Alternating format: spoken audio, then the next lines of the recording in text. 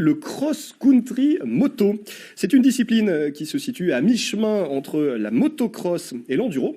Et la première manche du championnat de France aura lieu dans le Puy-de-Dôme, à Ars-sur-Couze. Une équipe s'entraîne déjà sur place avec une spécificité. Elle utilise des motos mi-auvergnates, mi-chinoises. Olivier Martinet, Pascal Franco.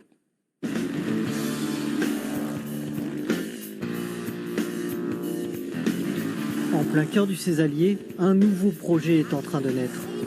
Thierry Charbonnier, champion d'enduro dans les années 80, a décidé de mettre toute son expérience au service de jeunes pilotes pour monter une équipe de cross-country. L'histoire serait presque banale sans ce petit truc en plus. Ces motos ont été entièrement fabriquées en Chine. La plupart des motos, de toute façon, sont fabriquées en Chine, comme beaucoup de choses, comme les téléphones portables et autres. Nous, on a fait la conception en Auvergne. On leur a donné un cahier des charges vraiment précis.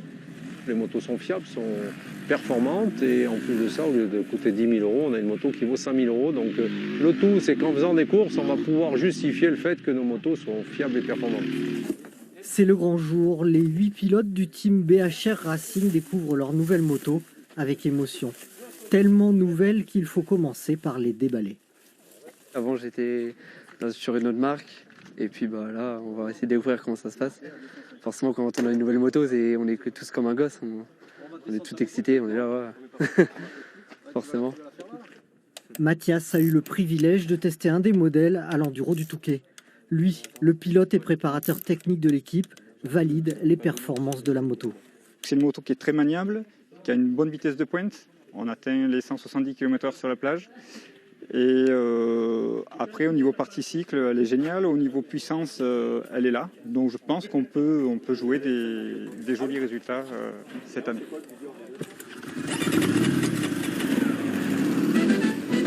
Et c'est parti pour les premiers essais. Les pilotes retenus dans cette équipe ont plus ou moins d'expérience. Alors Thierry Charbonnier est aussi là pour donner quelques conseils.